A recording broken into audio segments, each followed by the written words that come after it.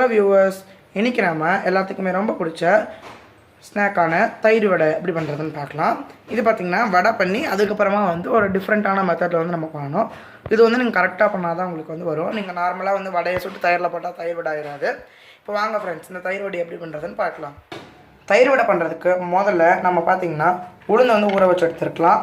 நான் பார்த்திங்கன்னா 200 கிராம் உளுந்து 2 மணி நேரம் நல்லா ஊற வச்சு எடுத்திருக்கேன். இப்போ இதை கிரைண்டரில் ஆட்டிக்கலாம்.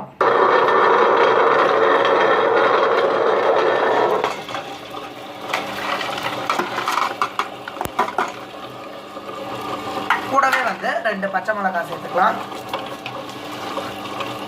இது அரை மணி நேரம் போல் ஆகியிருக்கு. நல்லா வெண்ணெய் மாதிரி இறந்துருக்கு. இப்போ எடுத்துடலாம். மாவு பார்த்திங்கன்னா உங்களுக்கு நல்லா இப்படி இருக்கணும் ஃப்ரெண்ட்ஸ். நல்லா பாருங்கள், வெண்ணெய் மாதிரி சாஃப்டாக இருக்கும். ஒரு குறையெல்லாம் இருக்காது. நல்லா சூப்பராக வந்திருக்கும் ஃப்ரெண்ட்ஸ். அப்போ தான் நமக்கு வடையும் நல்லா வரும். இப்படி நல்லா மிக்ஸி ஜாரில் அடித்தாலும் நல்லா தான் வரும். இப்போ மிக்சிலேயோ ஒரு கிரைண்டர்லேயோ நம்ம மாவு அரைச்சி எடுத்துக்கலாம் வாங்க ஃப்ரெண்ட்ஸ். இப்போ நம்ம மாவு கரெக்டான பதத்தில் இருக்கான்னு பார்த்துக்கலாம். அதுக்கு ஒரு சின்ன பவுல்லையோ ஒரு டம்ளர்லேயோ தண்ணி எடுத்துகிட்டு நம்ம எடுத்து வச்சுருக்கோம் இல்லையா மாவு, உளுந்து அரைச்ச மாவு மேலே அப்படி போட்டேன்னா மேலே மிதக்கும். இப்படி வந்துச்சுன்னா தான் உங்களுக்கு இது கரெக்டான பதத்தில் இருக்குன்னு அர்த்தம். இப்போ வாங்க ஃப்ரெண்ட்ஸ், நம்ம தயிர் வடை பண்ண ஆரம்பிக்கலாம். நம்ம அரைச்சி வச்சுருக்க மாவு ஒரு பவுலுக்கு ட்ரான்ஸ்ஃபர் பண்ணிக்கோங்க. அதில் கொஞ்சம் கருவேப்பிலை சேர்த்துக்கலாம். சேர்த்துட்டு கொஞ்சம் பெருங்காயத்தூள்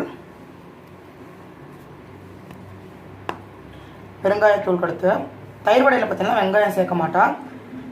கொஞ்சம் ஒரு 1/4 டீஸ்பூன் சீரகம், 1/4 டீஸ்பூன் மிளகு சேர்த்துட்டு நம்ம நல்லா கலக்கி விட்டுக்கலாம். ஃப்ரெண்ட்ஸ், நம்ம இப்போ ஒரு கடாயில் எண்ணெய் சேர்த்துக்கலாம். எண்ணெய் கொதிக்கிற நேரத்தில் நம்ம அடுத்த வேலையை பண்ணிடலாம். அடுப்பில் ஒரு பவுலில் மோர் ரெடி பண்ணிக்கலாம். அதாவது 1 டம்ளர் தயிருக்கு 3 டம்ளர் தண்ணி ஊற்றி மோரை நல்லா சுட வச்சுக்கோங்க. நல்லா மோர் கொதிக்கணும். தயிர் வடை பார்த்திங்கன்னா உளுந்தோடையை சுட்டுட்டு அதை நம்ம கொதிக்கிற தண்ணியில் போடுவோம். ஆனால் நம்ம மோரில் போடுறோம். அப்போ தான் தயிரோட எஃபெக்ட் நல்லா இறங்கும். இப்போ எண்ணெய் கொதிக்கிற வரையும் வெயிட் பண்ணிக்கலாம். உளுந்து வடை பண்ணுறதுக்கு முதல்ல ஒரு குண்டாவில் கையை நல்லா நினச்சிக்கோங்க. நினச்சிட்டு கொஞ்சம் மாவு இப்படி எடுத்து கையில் இப்படி பிடிச்சிக்கோங்க. பிடிச்சி நடுவில் ஒரு ஓட்டை, இதை நம்ம எண்ணெயில் போட்டு வறுத்துக்கலாம். அந்த வடையை ஒரு கரண்டி மேலே வச்சுக்கலாம். அப்புறமா அதிலேருந்து போடலாம். அப்போ தான் நம்ம கையில் எண்ணெய் படாது. இதே மாதிரி எல்லா உளுந்து வடையும் நம்ம சுட்டு எடுத்துக்கலாம். ஃப்ரெண்ட்ஸ், பார்த்திங்கன்னா நம்ம வடையெல்லாம் போட்டாச்சு. நல்லா பொன்னிறமாக வருது. நான் சொல்கிற மெத்தடில் பார்த்திங்கன்னா உங்களுக்கு வடை கரெக்டான ஷேப்பில் வரும். பார்த்துக்கோங்க ஃப்ரெண்ட்ஸ், எவ்வளோ அழகான ஷேப்பில் வந்திருக்கு. அந்த ரவுண்டாக ஓட்டையும் பார்த்திங்கன்னா கரெக்டாக வந்திருக்கு. வடையெல்லாம் நம்ம கிரைண்டரில் அரைச்சிங்கன்னா தான் உங்களுக்கு சாஃப்டாக வரும். மிக்சியில் அரைச்சிங்கன்னா அவ்வளோ சாஃப்டாக வராது. இதை நல்லா கொஞ்சம் கோல்டன் ப்ரௌன் ஆகிற வரையும் நம்ம நல்லா வறுத்துக்கலாம். ஃப்ரெண்ட்ஸ், நான் ஒன்றா போட்டதுனால சில வடையெல்லாம் பார்த்திங்கன்னா சீக்கிரமாக வந்துடுது. அந்த வடையெல்லாம் நம்ம எடுத்துடலாம். அது ஓவராக வந்துச்சுனாலும் நல்லா இருக்காது. பார்த்திங்கன்னா இந்த வடை பாருங்கள் ஃப்ரெண்ட்ஸ், எவ்வளோ அழகாக வந்திருக்குன்னு. நல்ல ஒரு கோல்டன் ப்ரௌன் கலரில் எல்லோயிஷாக ரவுண்டாக அந்த வடையோட ஷேப்பு அப்புறம் இந்த சென்டர் சர்க்கிளும் பாருங்கள் கரெக்டாக வந்திருக்கு. இந்த மெத்தடில் பார்த்திங்கன்னா உங்களுக்கு கரெக்டாக வரும். இதை உடனே நம்ம நல்லா கொதிக்க விட்டுருக்க அந்த தயிர் தண்ணியில் போட்டுடலாம். போட்டு ஒரு 2 நிமிஷம் அதில் விட்டுருங்க. நல்லா உள்ளே அமுக்கி விட்ருங்க. அப்போ உள்ளே போகும். இப்போ இதை வெளியே எடுத்து நம்மளோட தயிரில் போட்டுடலாம். தயிரில் போட்டு நல்லா முக்கி விட்ருங்க.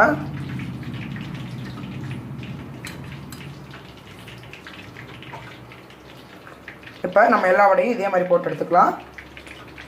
ஃப்ரெண்ட்ஸ், நம்மளோட தயிர் வடை எல்லாமே ஒரு மினிமம் ஒரு 2 ஹவர்ஸாவது நீங்கள் நல்லா ஊற வச்சா தான் நல்லா நல்லாயிருக்கும். அப்போ தான் அந்த தயிர்லாம் உள்ளே இறங்கியிருக்கும். ஊற வைக்கலாம் உங்களுக்கு தயிர் சும்மா மேலாப்பில் தான் இருக்கும். அந்த டேஸ்ட் நம்ம கடையில் கிடைக்கிற மாதிரி வராது. இப்போ அது எப்படி சர்வ் பண்ணுறதுன்னு நம்ம பார்த்துக்கலாம்.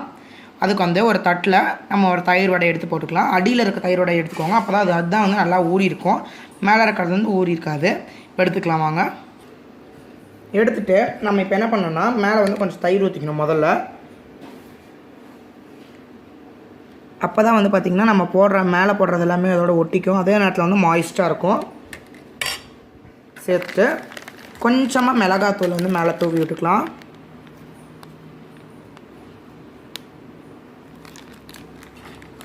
அப்புறமா கொஞ்சமாக துருவின கேரட்,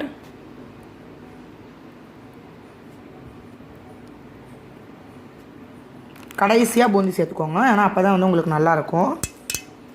உங்கள்கிட்ட காரா சேவ் இருந்தால் நீங்கள் அதையும் சேர்த்துக்கலாம்.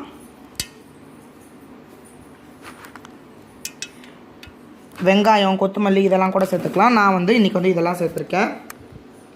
இப்போ அவ்வளோதான் ஃப்ரெண்ட்ஸ், நம்மளோட சுவையான தயிர் வடை பார்த்திங்கன்னா ரெடி ஆயிடுச்சு. இது வந்து ரொம்ப சூப்பராக ரெடி ஆகிருக்கு. அதே நேரத்தில் வந்து நல்லா மாய்ஸ்ட்டாக இருக்குது. இந்த தயிர் வடை ரெசிப்பியில் பார்த்திங்கன்னா அந்த மேலே வந்து பூந்தி போட்டிருக்கறனால நல்லாயிருக்கும். அதே நேரத்தில் வந்து நம்ம உப்பும் வந்து சேர்த்துருக்கோம். இப்போ வந்து நிறைய பேர் வந்து உப்பு அதிகமாக இருக்குன்னு சொல்லுவாங்க. அதனால் வந்து மாவில் வந்து கொஞ்சோண்டு உப்பு, அப்படிலாம் மாவில் உப்பே சேர்க்காமல் தயிரில் ஒன்றா உப்பு சேர்த்துக்கோங்க. அப்படிலாம் ஏதாவது ஒன்றில் வந்து உப்பு சேர்த்துக்கோங்க. அப்போ தான் உங்களுக்கு நல்லாயிருக்கும். இப்போ இந்த தயிர் வடை ரெசிப்பியை நம்ம எப்படி இருக்குன்னு பார்க்கலாம். பாருங்கள் ஃப்ரெண்ட்ஸ், உள்ளே பாருங்கள் ஃப்ரெண்ட்ஸ், இப்படி வச்சோன்னே இப்படி வறுக்கணும். உள்ளெல்லாம் பார்த்திங்கன்னா நல்லா மாய்ஸ்ட்டாக அந்த தயிர்லாம் வந்து உங்களுக்கு தெரியணும். அப்போ தான் வந்து கரெக்டாக இருக்குன்னு அர்த்தம். பார்த்திங்கன்னா சூப்பராக அந்த தயிர், பூந்தி, கேரட் எல்லாம் சேர்ந்து நல்லாயிருக்கு. பாருங்கள் ஃப்ரெண்ட்ஸ், இந்த தயிர் வடை ரெசிப்பியை நீங்களும் உங்கள் வீட்டில் ட்ரை பண்ணி சாப்பிட்டு என்ஜாய் பண்ணுங்கள் ஃப்ரெண்ட்ஸ். இந்த வீடியோ மறக்காமல் லைக் பண்ணுங்கள், ஷேர் பண்ணுங்கள், கமெண்ட் பண்ணுங்கள். அப்புறம் நம்ம சேனலை மறக்காமல் சப்ஸ்கிரைப் பண்ணுங்கள். தேங்க்யூ.